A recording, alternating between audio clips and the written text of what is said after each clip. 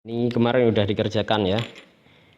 Sini anggota kelompok, nama, tulis nama kalian ya. Fahri Ulil Albab. Quote of the day ini jangan lupa, ini penting juga. Saya kasih quote andalan saya. La yazalur rajul aliman ma tolabal ilmi fa idza dhanna annahu qad alim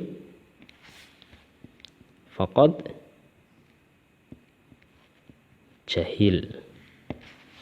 La yazalu rajul aliman, seorang pemuda itu tidak akan pernah menjadi pintar. Aliman ma talabal ilmi, selama ia masih menuntut ilmu. Fa idza dhanna, maka ketika dia merasa annahu qad alim, kalau dia sudah pintar, berarti sebetulnya faqad jahil, dia itu sedang bodoh. Jadi kalian jangan pernah sekali-kali merasa pintar ya, karena merasa pintar itu adalah ciri utama orang yang bodoh. Kalau orang yang benar-benar pintar itu yang nggak pernah merasa dirinya pintar, pasti mau belajar terus. Sini contoh kemarin ada gambar ini ya. Contohnya ini si Bambang. Jadi Bambang sedang mengendarai Vespa dari Vespa menuju Kota Malang ini ya. Vespa sambil murojaah hafalan Al-Qur'annya. Ini dia bergerak sejauh 10 meter. Jadi baik di gambar A maupun di gambar B, di sini Bambang bergerak sejauh 10 meter. Cuma bedanya di sini gambarnya besar, di sini gambarnya kecil. Tapi pergerakannya sama-sama 10 meter. Kemudian di gambar A, perubahan 10 meter dari Bambang tadi kita bandingkan dengan pohon. Pohon pasti jaraknya nggak begitu jauh ya. Anggap aja misal 3 atau 5 meter gitu dari jaraknya Bambang. Kemudian kita bandingkan dengan gambar B. Perubahan jarak 10 meter dibandingkan dengan posisi bulan. Yang pasti bulan ini sangat jauh dari posisi bumi. Kita lihat petunjuknya. Yang pertama, buatlah garis yang menghubungkan segitiga antara Bambang pada jarak 0 dengan Bambang pada jarak kepada pohon, kemudian dengan Bambang jarak 10 meter ya, sampai ini nanti jadi segitiga. Di sini juga sama, nanti kita buat segitiga. Saya buat asal-asalan aja ya, cuma buat gambaran. Ini segitiga pada gambar A, kemudian yang di gambar B. Aduh, gerak-gerak.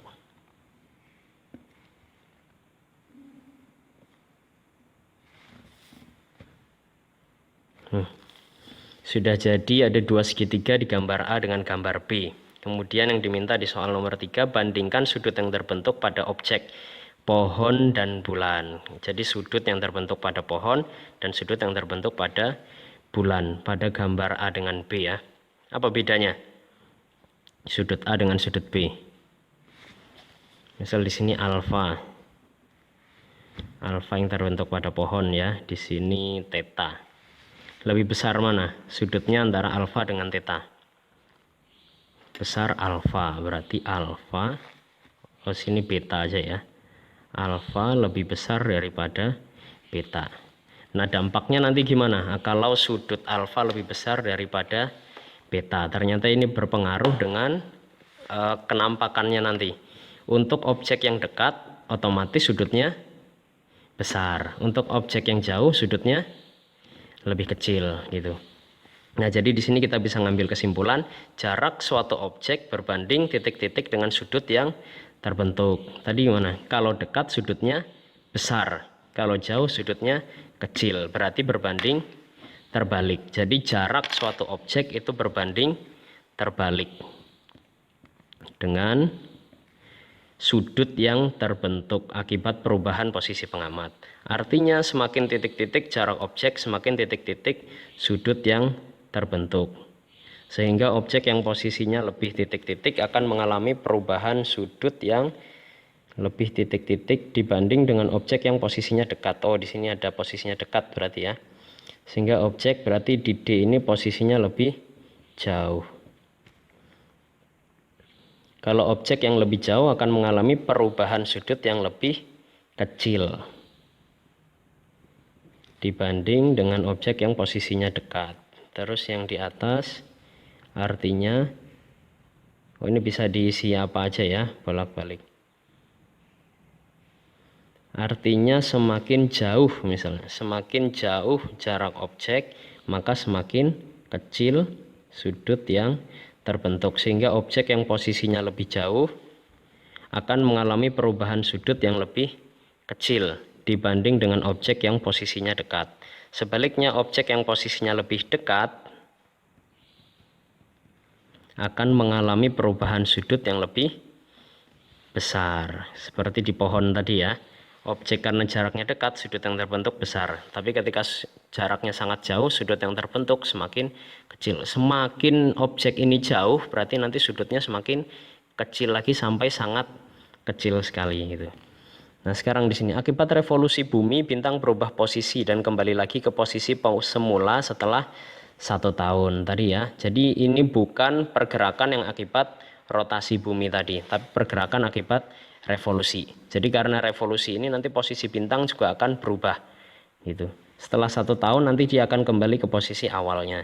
Jika kesimpulan Bambang di atas, yang pohon sama bulan tadi ya, diterapkan pada bintang, maka bintang yang lebih jauh dari bumi, berarti gimana pergerakannya?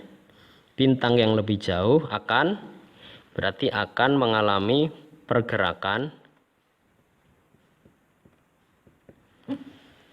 susah nulisnya, akan mengalami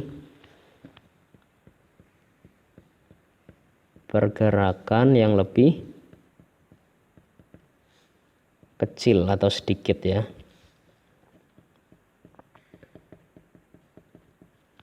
Atau sedikit dibanding bintang yang jaraknya lebih dekat dengan bumi itu. Jadi kalau objek itu dekat dengan bumi nanti akan kelihatan dia posisinya berpindah-pindah banget gitu. Posisi perubahan posisinya dibanding bintang yang lain. Tapi kalau bintang yang jauh itu seolah-olah posisinya selalu tetap gitu. Maksudnya tetap atau berubah di sini dibandingkan bintang yang lain ya.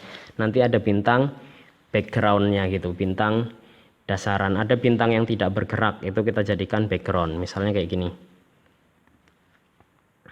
Ini ada bintang-bintang di langit, posisinya kayak gini ya. Di sini ada suatu bintang Gamma misalnya namanya ya. Ini ada bintang Gamma. Sementara bumi ada di sini. Bumi, anggap aja ini bulan Januari. Kalau pada bulan ini kita melihat bintang Gamma gimana?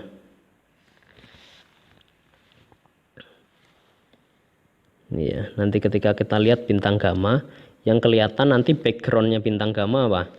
Ya bintang-bintang yang ada di sekitar sini. Ini jadi background. Tapi nanti ketika bumi ini berputar dari Januari, kita nanti ke bulan Juli, pindah di sini misalnya. Kemudian kita ngamati bintang Gamma. Nanti bintang Gamma yang kita lihat tidak lagi ada di depannya bintang-bintang yang di sini, tapi di depan bintang ini gitu ya. Dan ini jadi nanti semakin bintang ini dekat, kalau Gamma ini dekat nanti akan kita lihat semakin jauh perubahannya. Tapi kalau bintang Gamma ini semakin jauh dari kita, nanti dia relatif perubahannya itu kecil di antara bintang ini, nggak sampai sejauh ini kalau sudutnya lebih kecil ya. Jadinya nanti berubahnya paling cuma di sekitar sini aja posisinya, nggak sampai sejauh ini. Kalau bintangnya lebih dekat lagi nanti bisa jadi sampai ke sana. Itu perubahan posisi bintang. Kalau selanjutnya ya, ini sekarang kasus seandainya ada kondisi seperti ini. Di sini ada matahari, ada bumi ketika bulan Januari, ada bumi ketika bulan Juli. Ini orbitnya ya setelah 1 tahun. Dan di sini ada bintang H gitu. Seandainya kita mau mencari tahu jarak kita dengan bintang H gitu, caranya gimana? Ya tadi kita gunakan konsep sudut yang tadi gitu. Jadi yang pertama dihubungkan karena kita mau tahu jarak bintang H ke matahari, berarti garis pertama yang harus kita buat adalah garis antara matahari dengan bintang H. Anggap aja lurus ya. Setelah itu gimana caranya biar jadi segitiga? Supaya kita mudah carinya, kita bikin segitiga siku-siku. Setelah garis lurus ini bikin garis yang tegak lurus sama garis matahari dengan bintang. Berarti ini ya. Garis yang tegak lurus ini kira-kira tepat menghubungkan bumi di bulan Januari dengan bulan Juli. Supaya nanti di sini jadi segitiga siku-siku. Kalau sudah gini tinggal kita ambil garis hubungnya lagi. Ya. Bisa dari situ, dari sini juga bisa. Artinya nanti sudut di sini kan otomatis nanti ada sudut yang terbentuk. Sudut P, kita sebut P ya. Sini juga pasti sama. Sudut P, gambarnya aja beda tapi aslinya sama ya. Sudut P pada posisi bumi di bulan Januari dengan di bulan Juli. Sudut P. Kemudian di sini ada sudut, di sini ada bagian depan, sini ada samping berarti ya. Di sini ada miring. Ini juga. Nah, sekarang kalau sudah jadi segitiga kayak gini, kita bisa pakai konsep trigonometri sederhana pada segitiga siku-siku ya. Ada sudut di sini, ini yang kita amati dari perubahan posisi bulan yang kita lihat, perubahan posisi bintang yang kita lihat. Kemudian di sini ada bagian depan, samping, miring. Tadi yang mau kita cari kan bagian samping. Berarti bisa pakai rumus apa? Bisa pakai sin, bisa pakai cos, bisa pakai tangan. Tapi yang jadi masalah miring ini kan belum kita ketahui. Posisinya miring belum diketahui karena samping kita juga belum tahu. Yang kita ketahui apa? Yang kita ketahui adalah depan. Nah, di sini jarak rata-rata bumi dan matahari atau 1 SA, satuan astronomi, sama dengan kurang lebih ini ya 150 juta kilometer, kurang lebih 150 juta kilometer. Karena ini yang sudah kita ketahui, jadi kita cari rumus yang menunjukkan depan sama samping. Pakai rumus apa? Tangan ya. Berarti tan P sama dengan depan dibagi samping. Tan P sama dengan depan dibagi samping. Karena tadi yang mau kita cari adalah samping, berarti nanti tinggal kita balik aja. Berarti samping sama dengan apa? Depan dibagi tangan P. Depan dibagi tangan P. Nah, terus samping ini kan kita nggak tahu berapa. Yang kita ketahui apa tadi? Depannya yang kita ketahui. Depan tadi besarnya berapa? 149 juta kilometer itu, atau 1 SA. Jadi kita bisa pakai satuan astronomi aja. Kalau kita pakai satuannya depan ini pakai satuan astronomi SA, berarti nanti samping ini juga satuan astronomi ya. Berarti samping atau jarak matahari dengan bulan nanti setara dengan 1 dibagi tan P, tangan P. Sudah sampai sini jelas ya? Ya, ini mudah, masih sederhana banget. Kemudian kasus kedua, seandainya posisi bintangnya nggak kayak gini. Ini kan bintangnya tepat ada di atas matahari, di atas orbit kita ya. Jadi kita pengamatannya bulan Januari dan bulan Juli. Tapi kalau posisinya kayak gini, gimana caranya? Juli dihubungkan dengan bintang? Nggak bisa.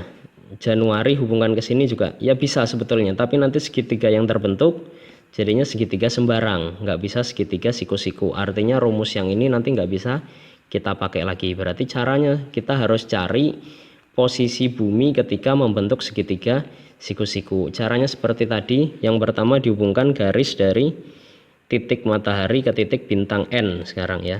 Berarti dari sini sampai ke bintang N. Ambil garis lurus. Sudah. Kalau sudah ada garis, yang kedua tadi kita bikin garis tegak lurus sama garis yang dibentuk antara matahari dengan bintang ini. Berarti kalau ke sini kan nggak tegak lurus, berarti kira-kira ya kurang lebih kayak gini. Nah, gini, paham? Ini nanti jadinya membentuk sudut siku-siku, di sini juga siku-siku 90 derajat. Berarti kita akan mengukur ketika buminya ada di posisi ini. Kira-kira bulan apa ini? Di sini Januari, di sini Juli, arah revolusinya ke sini.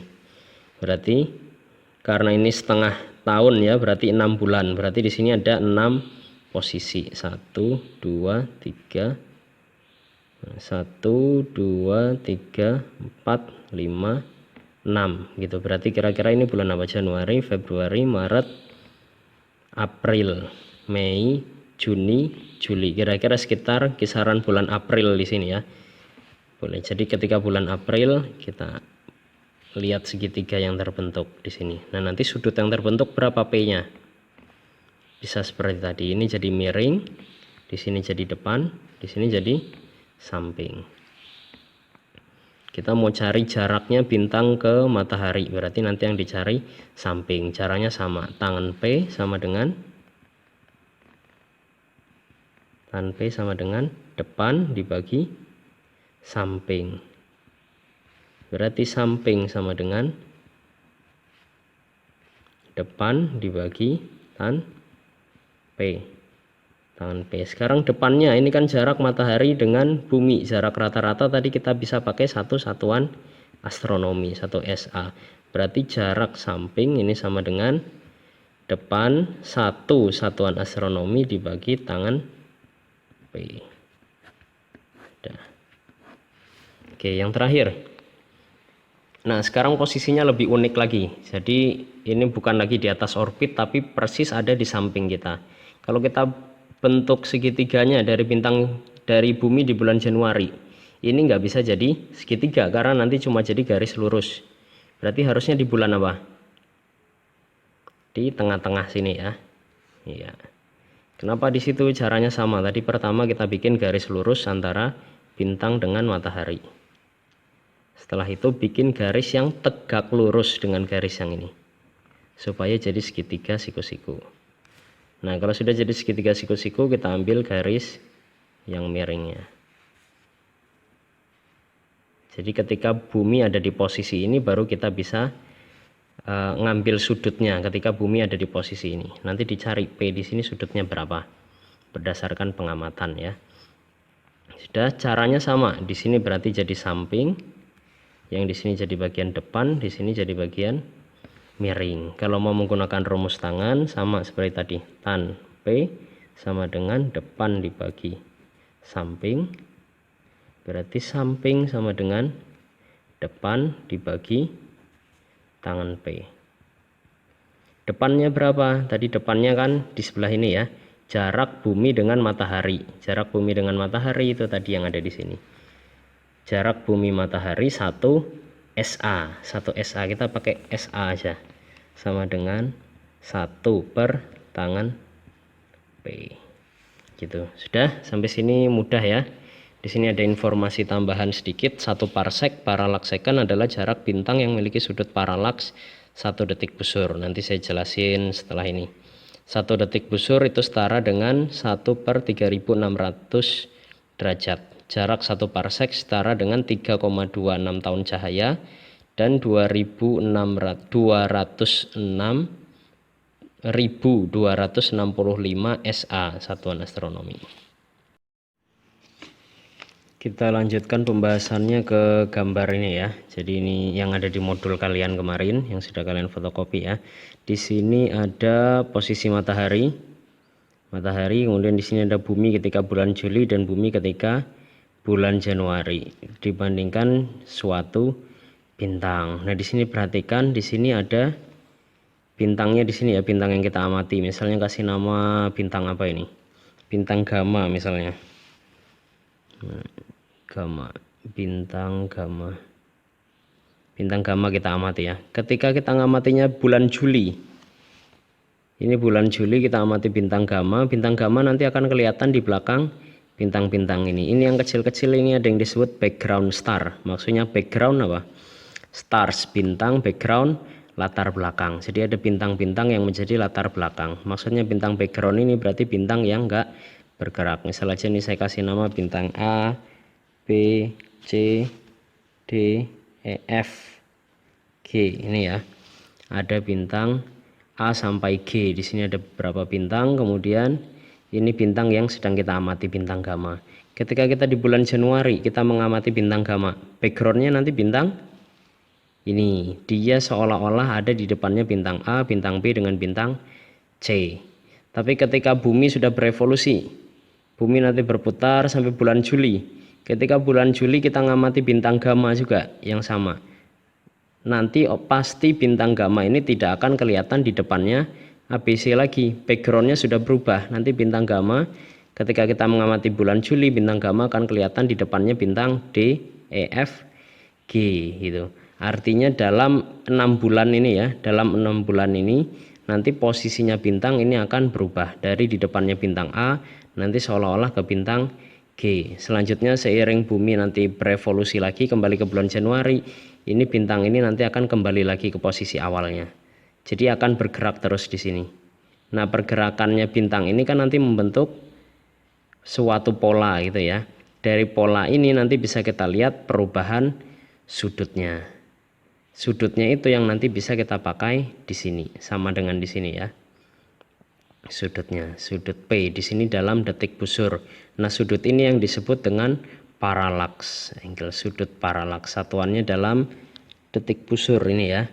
P detik busur itu lambangnya koma di atas ini, tanda petik double di atas detik busur.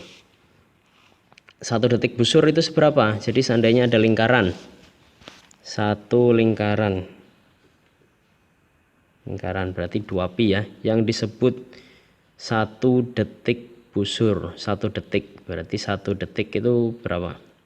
Dalam 1 menit ada 60 detik. Artinya ini dalam satu lingkaran ini kan ibarat derajat ya, 360 derajat. Sekarang kita bagi jadi menit. Jumlah menit itu berarti ada 60 menit. Artinya ini nanti bisa kita bagi jadi 60 bagian. Tiap satu bagian itu posisi 1 menit. 1 menit sudutnya. Nah, sekarang di sini detik, 1 detik busur. Berarti 1 menit itu sama dengan 60 detik busur. Berarti sama seperti pembagian di waktu itu ya, tapi di sini menggunakan untuk sudut, bukan untuk satuan waktu, tapi untuk perubahan posisi. Jadi 1 detik busur itu setara dengan 1 dibagi 60 dibagi 60 gitu. Maaf, 60 dikali 60 berapa? 3600. Jadi 1 P derajat itu sama dengan 1 lingkaran dibagi 3600 bagiannya. Seberapa? Ya anggap aja paling segini ya. 1 dibagi 3600 malah nggak kelihatan gitu. Jadi P busur ini sama dengan 1/3600 dari lingkaran ini, dari 1 lingkaran. Kalau P dalam satuan menit, P nya dalam menit busur berarti 1/60. Paham ya? 1/60. Nah, di sini 1 AU. Tadi sudutnya ada P di sini ya. Tadi kita menggunakan rumus tangan. Berarti tan P sama dengan di sini 1 AU samping depan ya, depan dibagi samping. Tadi depannya di sini dilambangkan dengan R, 1 AU sampingnya dilambangkan dengan D. Berarti tan P sama dengan R/D. Kalau yang kita cari D berarti tinggal diubah. Saya tulis dulu di sini ya. Tangan P sama dengan R/D. R/D. Sekarang karena yang mau kita cari D-nya tinggal kita ubah. Berarti D sama dengan dipindah ya, R per tangan P. R per tangan P. Sampai sini paham ya? Ini masih seperti yang tadi. Rumus yang tadi masih sederhana. Nah, sekarang R-nya, karena di sini R diketahui jaraknya 1 AU. 1 AU itu astronomical unit sama dengan SA, 1 satuan astronomi. Berarti R-nya bisa kita ganti 1. Sementara tannya P. P tadi dalam detik busur. 1 detik busur tadi berapa? Sama dengan 1/3600. Jadi bisa kita masukkan di sini. 1 AU per tan 1/3600. Nanti bisa dicoba di kalkulator ya. Tan 1/3600. Nih, 1 dibagi tan 1/3600. Nanti ketemunya sekian. Jadi D sama dengan 206.265 astronomical unit. SA kurang lebih. D-nya sebesar ini. Ini untuk jarak 1 parsek ya. Jadi yang disebut 1 parsek itu adalah ini. 1 parsek, jarak parsek itu kan jarak. Jadi jarak matahari ke bintang ini itu adalah 1 parsek. Gimana bisa dikatakan 1 parsek? 1 parsek itu ketika jaraknya 1 AU, kemudian sudut paralaks yang terbentuk ini juga 1 sudutnya ya. Paralaksnya 1. 1 detik busur, 1 detik busur ini.